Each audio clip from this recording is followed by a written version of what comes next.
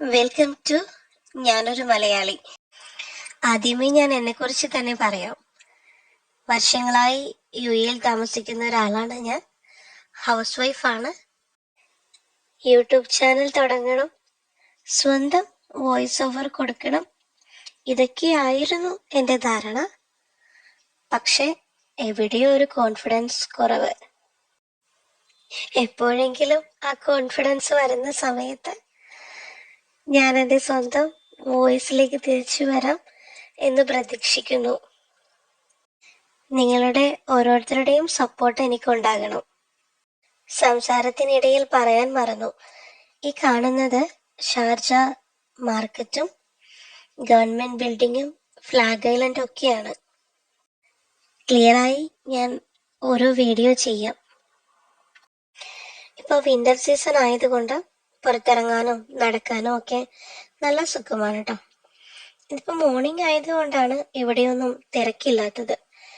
Evening time ആകുമ്പോഴൊക്കെ നിറയെ ആളുകളായിരിക്കും. ഈ കാണുന്നതെല്ലാം ഗവൺമെന്റ് ബിൽഡിങ്ങുകളാണ്. ചിലരെങ്കിലും കേട്ടിട്ടുണ്ടാകും ഷാർജ മജാസ്, ഫ്ലാഗ് ഐലൻഡ്, അല്ലയ കനാൽ. ആക്ച്വലി ഈ അല്ലയ കനാൽ റീസെന്റ് ആയിട്ട് പണി കഴിഞ്ഞ ഒരു ലൊക്കേഷനാണ്. ഫ്ലാഗ് ഐലൻഡിനോട് ചേർന്ന് അല്ലയ പവർ സ്റ്റേഷൻ വരെ ഒരു വാക്ക് വേ ഒക്കെ കൊടുത്ത് മനോഹരമായി പണി കഴിഞ്ഞ ഒരു ലൊക്കേഷനാണ് കേട്ടോ ഇത്. ഇത് അറേബ്യൻ ഗൾഫായിട്ട് ഡയറക്റ്റ് കണക്റ്റഡ് ആണ്.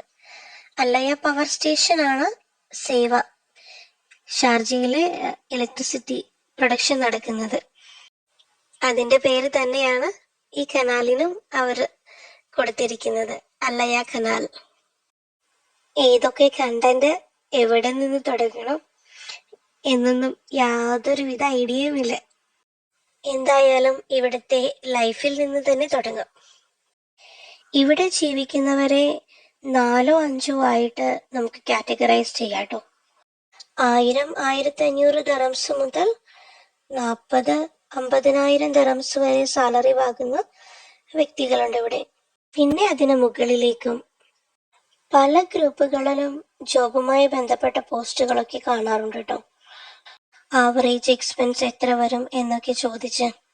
കുറവ് സാലറി ആണെങ്കിലും കമ്പനി അക്കോമഡേഷൻ, ട്രാൻസ്പോർട്ടേഷൻ, ഫുഡൊക്കെ പ്രൊവൈഡ് ചെയ്യുന്ന ജോബുകളാണെങ്കിൽ കുറച്ച് ബെറ്റർ ആയിരിക്കും. കാരണം ഒരു ബാച്ചിലറിന് താമസിക്കാൻ മിനിമം 500 ദിറംസ് ബെഡ് സ്പേസിന് കൊടുക്കേണ്ടി വരും. ബെഡ് സ്പേസ് അറിയാമല്ലോ, ഒരു ബെഡ് ഇടാനുള്ള സ്പേസ്. ചിലപ്പോൾ ഒരു റൂമിൽ 5-10 പേരൊക്കെ ഉണ്ടാകാം.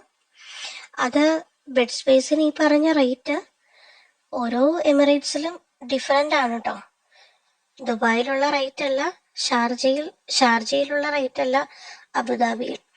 ലൊക്കേഷൻ അനുസരിച്ച് റേറ്റ് വ്യത്യാസം വരും. മിനിമം 500 ദിറംസ് എങ്ങനെയും വരും. പിന്നെ ഫുഡിന്റെ എക്സ്പെൻസ്, അതും ഏകദേശം ഒരു 300 ദിറംസ് to 400 ദിറംസ് ഒക്കെ വരും. മെസ്സൊക്കെ ആണെങ്കിൽ. അതല്ല നമ്മൾ പർച്ചേസ് ചെയ്യുന്ന പോലെയാണെങ്കിൽ അങ്ങനെ. എല്ലാവരും പറയുന്നത് പോലെ കുപ്പൂസിനാണ് ഏറ്റവും കുറവ് വിലയുള്ളത്. 1.5 ദിറംസ് 2 ദിറംസ് അത്രയൊക്കെ ഉള്ളൂ കുപ്പൂസിന്. അതൊഴിച്ച് ബാക്കി എല്ലാത്തിനും അത്യാവശ്യം റേറ്റ് ഉള്ളതാണ്. ദുബായിലേക്ക് ജോലി നോക്കി വരുന്നവരെല്ലാം അക്കോമഡേഷൻ എടുക്കുന്നത് ദുബായ് മെട്രോനോട് ചേർന്നിട്ടായിരിക്കും. ബാക്കി 6 എമിറേറ്റ്സിലും മെട്രോ ഇല്ല. ബസ്സും ടാക്സി മാത്രമേ ട്രാൻസ്പോർട്ടേഷൻ അവൈലബിൾ ഉള്ളൂ. 2026 കൂടി ഇത്തിഹാദ് റെയിൽ സ്റ്റാർട്ട് ചെയ്യുമെന്ന് പ്രതീക്ഷിക്കുന്നു.